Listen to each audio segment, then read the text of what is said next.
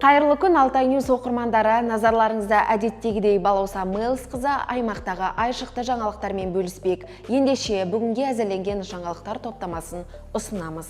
Бүгін экология және табиғи ресурстар министрі Ерлан Нысанбаев пен Шығыс Қазақстан облыс әкімінің орынбасары Бақытжан Баяхметовтың қатысуымен өткен арнайы кеңесте аймақтағы су тасқыны жағдайы және оған қарсы іс-қимыл шаралары талқыланды.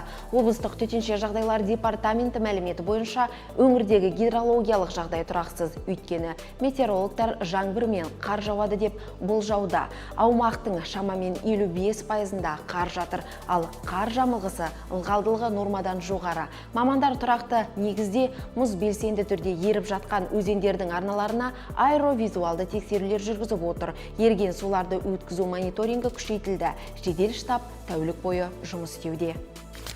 Шығыс Қазақстан облысы солтүстікке гуманитарлық көмек жіберді. Достық үйі мен еріктілер фронт офисі шаһардан 2 бекет ашып, бір апта ішінде 20 тоннаға жуық гуманитарлық көмек жинаған. Көмек көрсетуге жастар және волонтерлік ұйымдар, этномәдени бірлестіктер, кәсіпкерлер, жоғары оқу орындары мен облыс тұрғындары белсенді қатысқан. Көмек жинауға облыстың түкпір-түкпіріндегі жанашыр жандарда атсалысқан көрінеді. Мәселен, Күршім және Алтай аудандарында тұрғындар азық-түлік жеткізсе, Normal Work жауапкершілігі шектеулі серіктестігі 5 тонна ұн, ал Халифа Алтай облыстық мешіті көмек беріп қана қоймай, гуманитарлық заттарды жеткізу үшін арнайы көлікті де қамтамасыз етіпті.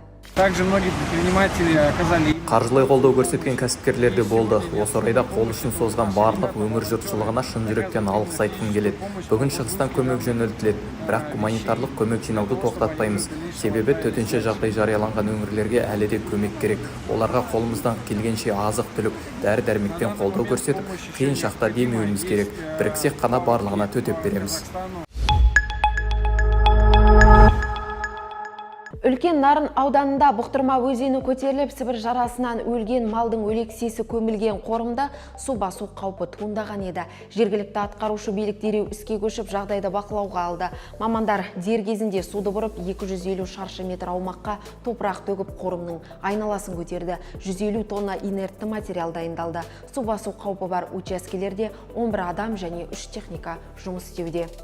Алтай ауданындағы Соловьева ауылында өткен түні су деңгейі көтерілді. 24 үйдің ауданына қауіп төнген. Елді мекенге шұғыл түрде облыс әкімі Ермек Көшербаев барып, жағдайды бақылауға алды. Аймақ басшысы жағалауды нығайтып, қарғын суды бұру жұмыстарын жүргізіп жатқан мамандармен және тұрғындармен кездесті. Ауылдықтар эвакуациядан бас тартып, уақытша туған туыстарының үйіне орналасты. 2 күн бойы толассыз жауған жаңбыр салдарынан көтерілген су деңгейі қазірде 10-15 сантиметрге төмендеді. Оқиға орнында жергілікті атқарушы орган өкілдері мен төтенше жағдай мамандары кезекшілік атқаруда. Сондай-ақ полиция бекеті жұмыс істеп тұр. Осымен бүгінгі хабар тәмам. Келесі кездескенше.